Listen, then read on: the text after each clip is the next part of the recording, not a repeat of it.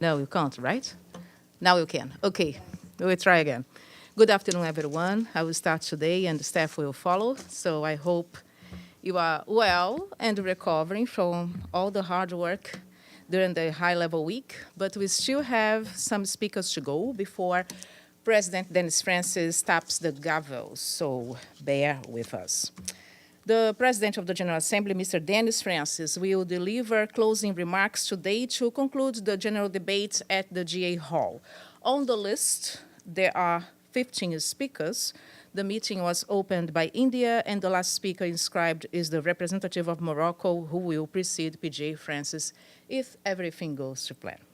So far, and these are preliminary numbers, the 78th session had 88 heads of state and 6 vice presidents, and 4 deputy prime ministers, at least 42 heads of government.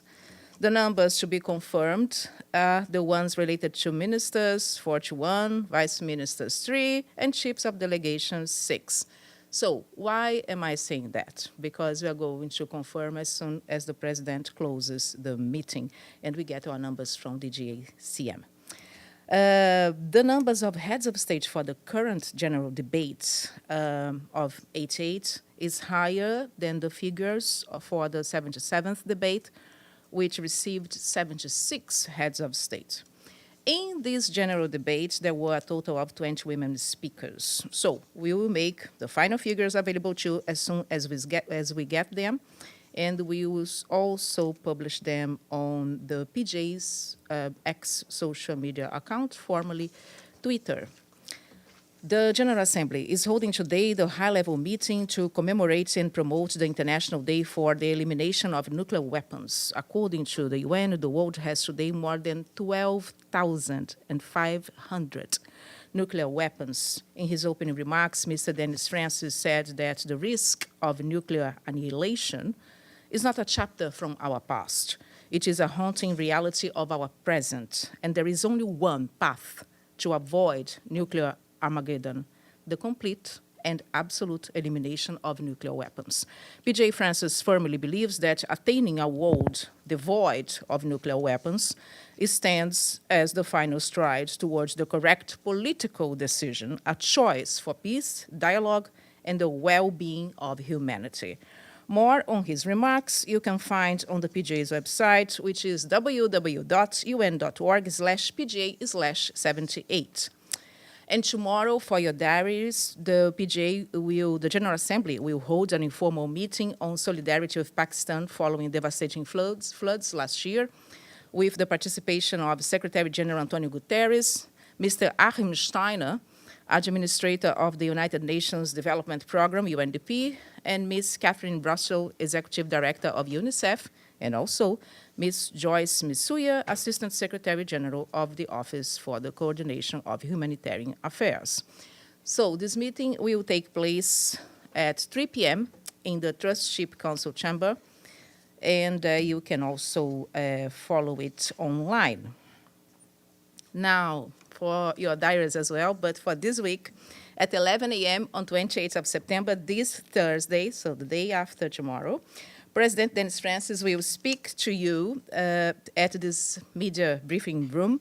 On Thursday, 11 a.m., he will answer your questions on the conclusion of the high-level week and on his priorities also for this session.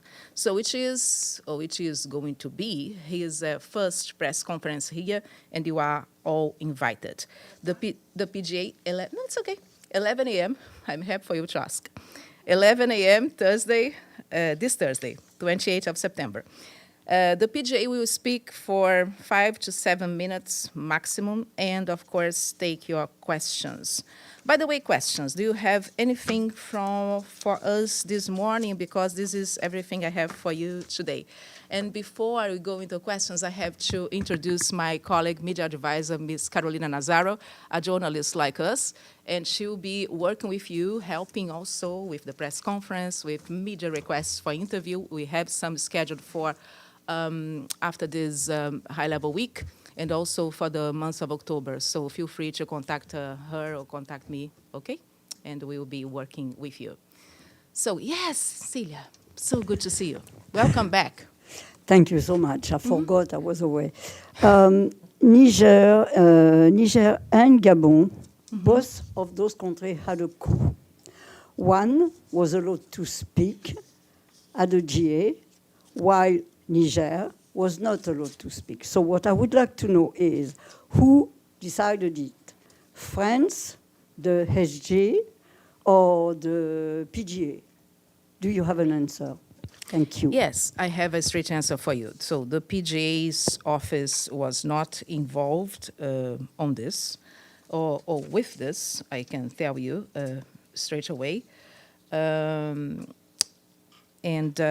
you mentioned about the other countries as well. So we didn't receive any requests for